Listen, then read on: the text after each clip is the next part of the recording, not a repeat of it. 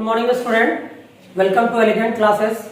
Myself Akash Anand going to continue the chapter Refraction of Light, class 10th Physics.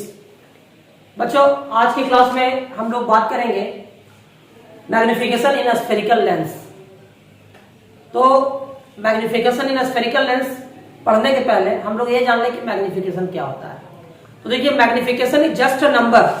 Magnification एक number है जो ये बताता है कि स्फेरिकल लेंस के द्वारा जो इमेज बना है उसका हाइट ऑब्जेक्ट के हाइट का कितना टाइम्स है। यानी magnification is just a number which indicates how many times larger और how many times smaller image of an object has been formed. और मैग्निफिकेशन को हम लोग स्मॉल एम से डिनोट करते हैं। इसको हम लोग लैटरल मैग्निफिकेशन भी बोलते हैं। और मैग्निफिकेशन जो है वो इमेज के हाइट और ऑब्जेक्ट के हाइट का रेशियो होता है। यानी अगर हम लोग मैग्निफिकेशन की बात करें तो मैग्निफिकेशन जो होता है वो बराबर होता है height of image divided by height of object. यानी इमेज के हाइट में ऑब्जेक्ट के हाइट से डिवाइड करेंगे तो मैग्निफिकेशन का वैल्यू आएगा। इसको हम लिख सकते हैं m equal to H I upon H O, जहां एच आई क्या है तो हाइट ऑफ इमेज है, एच ओ क्या है तो हाइट ऑफ ऑब्जेक्ट है। लेकिन हम लोग यहाँ पर एक बात और भी ध्यान में रखेंगे कि आप सभी को पता है कि ऑब्जेक्ट का हाइट जो है उसका साइन हमेशा पॉजिटिव लिया जाता है। साइन कन्वेंशन के अनुसार ऑब्जेक्ट का हाइट जो है हमेशा पॉजिटिव लिया जाता है। आप सभी को पता है कि ऑब्जेक्ट का हाइट जो है हमेशा पॉजिटिव होता है साइन कन्वेंशन के मुताबिक। लेकिन इमेज का हाइट नेगेटिव भी हो सकता है और पॉजिटिव भी हो सकता है। इमेज का हाइट नेगेटिव कब होगा? जब इमेज रियल होगा, क्योंकि रियल इमेज इन्वर्टेड होता है, प्रिंसिपल एक्सिस के नीचे बनता है। इसलिए अगर इमेज हमारा रियल होगा तो उसका हाइट नेगेटिव होगा।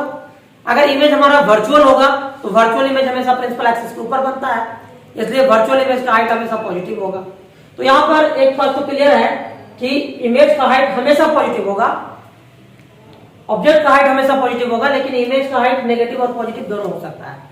इसीलिए मैग्निफिकेशन का जो वैल्यू है वो नेगेटिव भी हो सकता है और पॉजिटिव भी हो सकता है। तो हमेशा याद रखिए कि फॉर रियल इमेज, अगर रियल इमेज बनता है तो for real image magnification negative होगा। इसलिए नेगेटिव होगा क्योंकि इमेज का हाइट नेगेटिव हो जाएगा।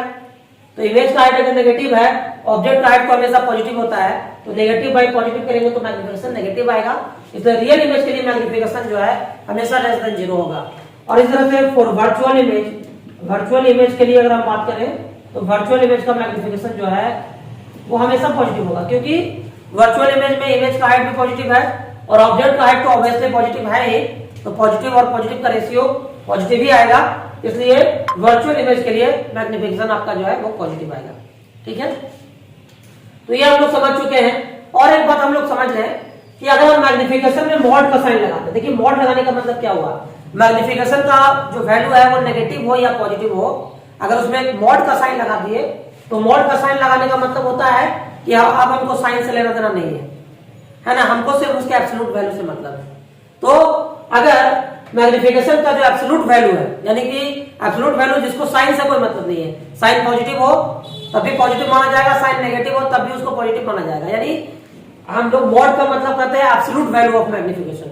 तो अगर मैग्निफिकेशन का जो मॉड है अगर 1 से बड़ा आ जाए तब क्या होगा, उस स्थिति में इमेज का हाइट जो है ज्यादा होगा ऑब्जेक्ट के हाइट से। यानी मैग्निफिकेशन का मॉड अगर ग्रेटर देन 1 है तो इमेज का हाइट जो है वो ज्यादा होगा ऑब्जेक्ट के हाइट से। अगर मैग्निफिकेशन का मॉड 1 के बराबर है तब क्या होगा, इमेज का हाइट और ऑब्जेक्ट का हाइट बराबर होगा। अगर मैग्निफिकेशन का मॉड 1 से कम है इसका मतलब इमेज का हाइट जो है कम होगा ऑब्जेक्ट के हाइट से।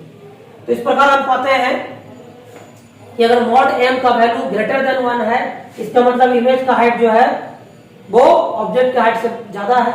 अगर मैग्निफिकेशन का वैल्यू 1 है तो इसका मतलब इमेज का हाइट और ऑब्जेक्ट का हाइट बराबर है। और अगर मैग्निफिकेशन का मॉड अगर लेस देन 1 है इसका मतलब इमेज का हाइट ऑब्जेक्ट के हाइट से कम है। तो इस तरह से हम लोग समझ पा रहे हैं कि मैग्निफिकेशन में क्या हो रहा है। अब देखिए हम लोग बात करते हैं मैग्निफिकेशन इन स्फेरिकल लेंस में। स्फेरिकल लेंस में मैग्निफिकेशन के लिए क्या एक्सप्रेशन होता है, तो देखिए उसके लिए हम लोग एक एक्सप्रेशन ड्राइव करेंगे अभी स्फेरिकल लेंस के केस में। ध्यान दीजिएगा आप लोग, इसके लिए हम लोगों को एक रे डायग्राम बनाना पड़ेगा। तो चलिए हम लोग एक रे डायग्राम बनाते हैं।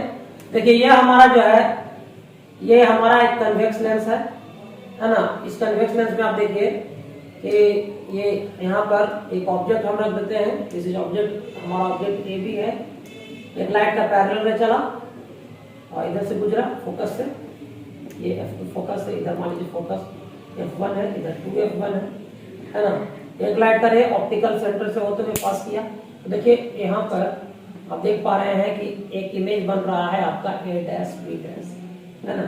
एक इमेज आपका A डैश B डैश बन रहा है ना, F2 और 2F2 के बीच में। और ये तो हमारा हुआ कि कन्वेक्स लेंस में हम लोग देख रहे हैं कि ऑब्जेक्ट ए बी है, उसका image A dash B dash बन रहा है। अगर हम बना लेते हैं यहाँ पर एक कनकेव लेंस, देखिए कनकेव लेंस बना रहे हैं यहाँ पे, ये देखिए आपका यहाँ पर कोई ऑब्जेक्ट रख देते हैं, ए बी एक ऑब्जेक्ट है, ये ए बी एक ऑब्जेक्ट है, एक लाइट का पैरेलल में चलेगा, टकरा के इधर चला जाएगा, इसको पीछे की ओर बढ़ाएंगे, ये फोकस पे मिलेगा F1 पे, और एक दूसरा लाइट का रे जो है ऑप्टिकल सेंटर को अनडिविडेड पार कर जाएगा, तो यहाँ पर इमेज बन रहा है A डैश B डैश, ठीक है। अब देखिए यहाँ पर ये हमारा फिगर नंबर 1 है, ये हमारा फिगर नंबर 2 है। तो ये दोनों फिगर में आप देख रहे हैं कि ऑब्जेक्ट आपका ए बी है और इमेज आपका A डैश B डैश बन रहा है। पहला जो आप रे डायग्राम देख रहे हैं, इसमें रियल इमेज का फॉर्मेशन हो रहा है, कन्वेक्स लेंस में रियल इमेज का फॉर्मेशन दिखाया गया है, यहाँ पर कॉन्केव लेंस में वर्चुअल इमेज का फॉर्मेशन दिखाया गया है।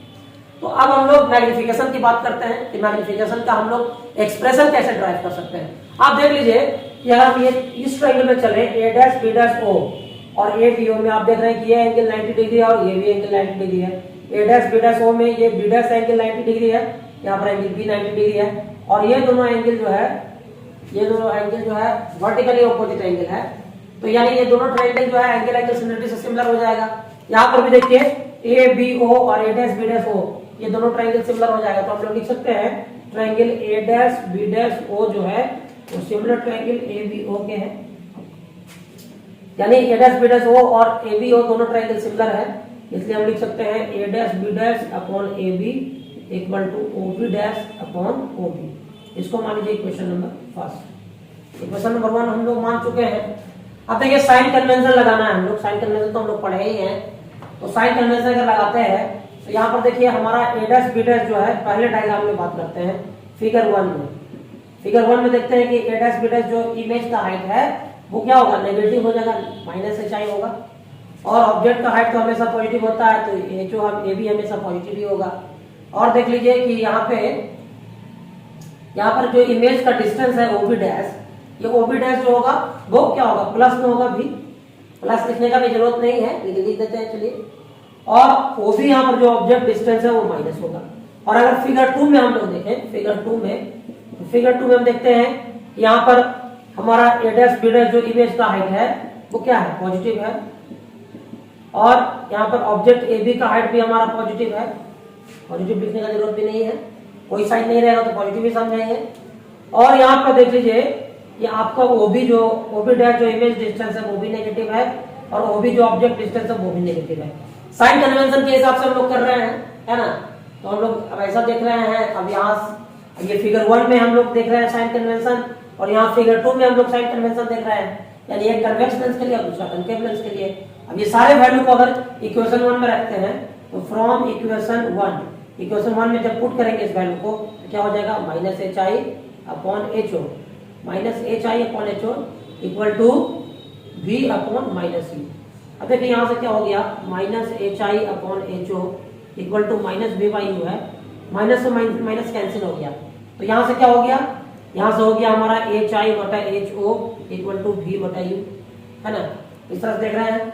और hi/HO को हम क्या लिख सकते हैं, हम लिखते हैं m इक्वल टू v/u। ये एक्सप्रेशन हमारा निकल के आ गया मैग्निफिकेशन का। यहाँ भी देख लीजिए, यहाँ भी वैसे ही हम लोग करेंगे फ्रॉम इक्वेशन 1। अब यहाँ से देखते हैं तो यहाँ से देखिए A डैश B डैश जो है वो hi प्लस में है, A भी आपका है ये भी प्लस में है, और यहाँ देख लीजिए OB डैश आपका माइनस में है V, और यहाँ पर जो है आपका OB जो है ये भी माइनस में है, तो माइनस माइनस कैंसिल हो गया, hi/HO को हम m लिख सकते हैं, m बराबर v/u आ गया।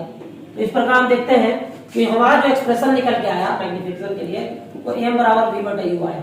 This is the expression for magnification, this is the expression for magnification in spherical lens, in spherical lens, spherical lens.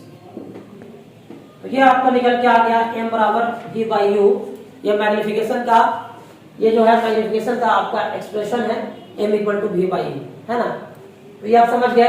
देखिए यहाँ पे एक चीज और हम लोग यहाँ पर देखेंगे कि हमने आपको बताया था कि m बराबर होता है hi बटा ho। मैंने आपको क्या बताया था कि मैग्निफिकेशन जो होता है वो इमेज के हाइट और ऑब्जेक्ट के हाइट का रेशियो होता है। तो m बराबर hi बटा ho बताया था मैंने, और अभी मैंने प्रूफ किया है m equal to v by u. अगर इसको अगर इक्वेशन नंबर 1 माने और इसको अगर 2 माने तो 1 और 2 से क्या हो जाएगा, फ्रॉम इक्वेशन 1 एंड 2, 1 और 2 से क्या हो जाएगा, यहां से आपका आ जाएगा hi by ho equal to v by u. यानी ये जो फॉर्मूला है, this is very important formula for solving numerical problems. यानी आप यहां से कह सकते हैं कि height of image by height of object is equal to image distance by object distance. आप इस तरह से लिख सकते हैं, height of image divided by height of object is equal to image distance divided by object distance। ठीक है, तो इस प्रकार से हम लोग एक रिलेशन निकाल चुके हैं।